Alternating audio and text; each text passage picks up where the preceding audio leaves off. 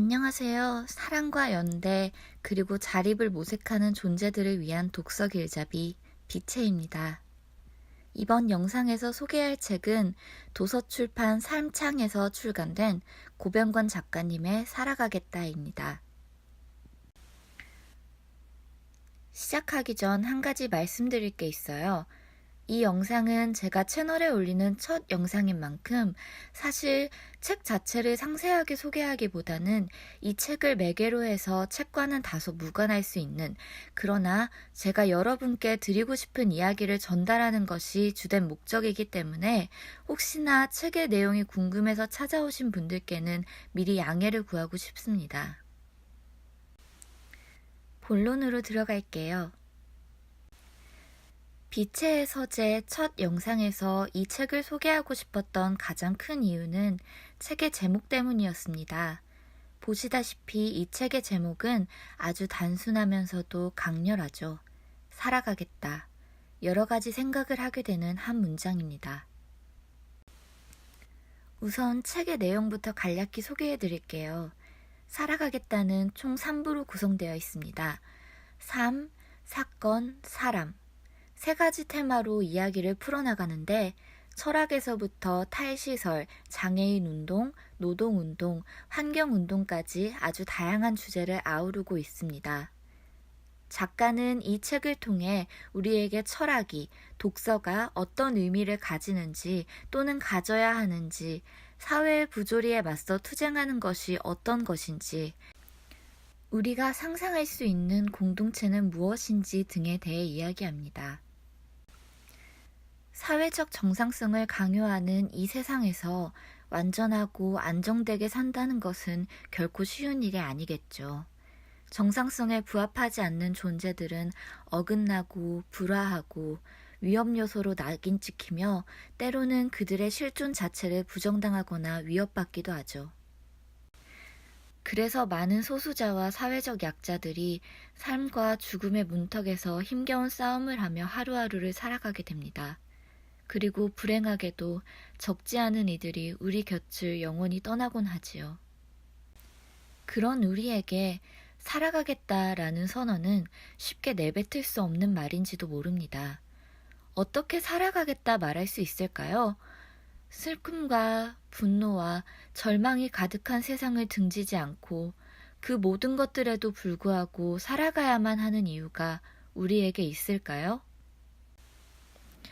공교롭게도 이 책은 우리에게 그 답을 제시해주지 않습니다. 다만 단호한 어조로 삶을 천명한 후 어떻게 살아야 하는가를 말할 뿐이죠. 그런데 그 과정 속에서 우리는 놀랍게도 삶을 받아들이고 살아갈 힘을 얻게 됩니다. 더 자세한 내용은 더 이상 다루지 않겠지만 제가 정말 감명 깊게 읽고 많은 도움을 받았던 책이고 5년 전에 쓰인 책이라 다소 오래된 느낌이 든다는 한계가 있긴 하지만 이 책을 읽게 되실 분들께도 제가 느꼈던 것, 즉 내면에서 솟아나는 삶의 충동이 여러분께도 느껴졌으면 좋겠습니다. 제목에 대해 조금 더 이야기를 해볼까요? 살아가겠다. 사실 실존적 고민에 잠겨있지 않은 존재에게 살아가겠다라는 언명은 큰 의미를 가지지 못합니다. 그러나 우리 삶의 가능성이 희박해짐을 느낄 때, 죽음이라는 거대한 그림자가 우리의 삶 가까이 들이올 때, 그래서 삶이라는 외줄 위에 위태롭게 죽음이라는 깊은 나락 위를 걸어갈 때, 살아가겠다는 결단의 한마디는 엄청난 파문을 일으킵니다. 살아가겠다는 말은 사실 아주 내밀한 문장입니다. 살아가겠다는 것은 죽지 않겠다는 말이고 죽지 않는다는 것은 살아있음을 유지하겠다는 말입니다. 동어 반복이 아니냐고요? 좀 더 이야기해 보겠습니다. 우리는 태어나 살아있음을 부여받고 죽음을 향해 나아갑니다. 흔히 우리는 죽음이 삶의 반대편에 서 있는 것이라고 여기지만 저는 조금 다르게 생각합니다. 오히려 죽음은 우리의 삶 곳곳에 산재해 있습니다. 저는 죽음을 살아있음을 잃어버리는 것이라고 정의합니다. 사람은 죽어가는 존재입니다. 태어나는 순간부터 임종이라는 결말을 향해 달려가는 것이 모든 인간의 숙명입니다. 태어나는 순간 사람이 가진 살아있음이 100이라고 한다면 죽음은 100이 0이 되어가는 모든 과정이자 결과입니다. 피상적인 의미의 살아있음은 밥을 먹고 잠을 자고 체온을 보존하는 행위 등이고, 보다 더 깊은 의미의 살아있음은 인생에 대해 고민하고 자아를 실현하고 타인과 공생하기 위해 분투하는 행위입니다.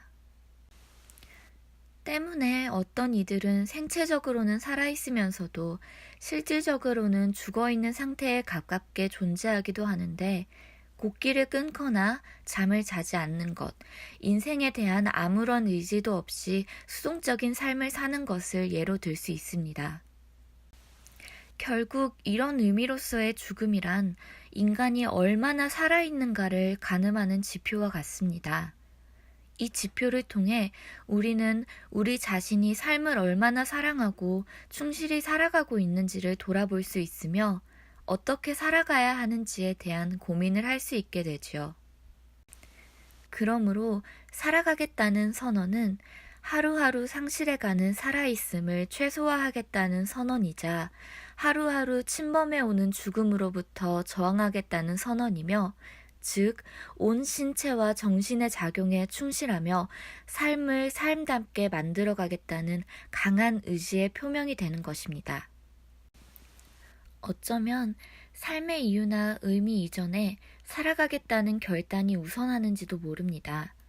우리가 어떤 목적성을 가지고 태어난 것이 아닌 것처럼 삶은 단지 주어지고 이어질 뿐인 것입니다. 그것을 포기하지 않는 한 그는 우리를 떠나지 않을 것입니다. 살아있는 우리는 살아가게 될 것입니다. 때문에 삶의 무의미함과 부조리함에 힘겨워하는 우리들에게 필요한 것은 삶에 대한 거창한 논증이 아니라 단순 명료하지만 무엇보다도 강력한 엄명, 살아가겠다라는 선언, 오직 그것뿐은 아닐까요? 이것이 제가 여러분께 이 책을 통해 들려드리고 싶었던 이야기이자 여러분께 드리는 저의 첫 인사입니다. 비록 세상과 불화하는 불온한 저이지만 살아가겠습니다. 그리고 당신도 그랬으면 좋겠습니다. 함께 살아가겠다고 외치고 다시금 삶을 모색해 봅시다. 마지막으로 제가 가장 인상 깊게 읽은 구절을 낭독하며 영상을 마치겠습니다. 이 체제가 종속하는 한에서의 싸움은 일상적인 것이 되어야 한다. 즉, 삶을 중단하는 싸움이 아니라 삶을 살아가는 싸움, 삶을 살아가기 위한 싸움이 되어야 할 것이다. 뿐만 아니라 그 싸움은 무엇보다 우리가 살고 싶은 삶의 형태를 취해야 한다. 버티기가 아니라 살아가기. 나는 우리들의 싸움 속에서 마치 아무런 제약이 없는 듯 대담하게 실험하고 상상하는 작은 해방구들이 만들어지기를 소망한다. 그 작은 모닥불이 곳곳에서 만들어지기를 소망한다. 거센 바람이 불 때 그것은 커다란 불길이 되겠지만 우선은 그 앞에서 누군가 춤을 추고 누군가 명상을 하고 누군가 이야기를 풀어내는 그런 모닥불이 되기를 바란다.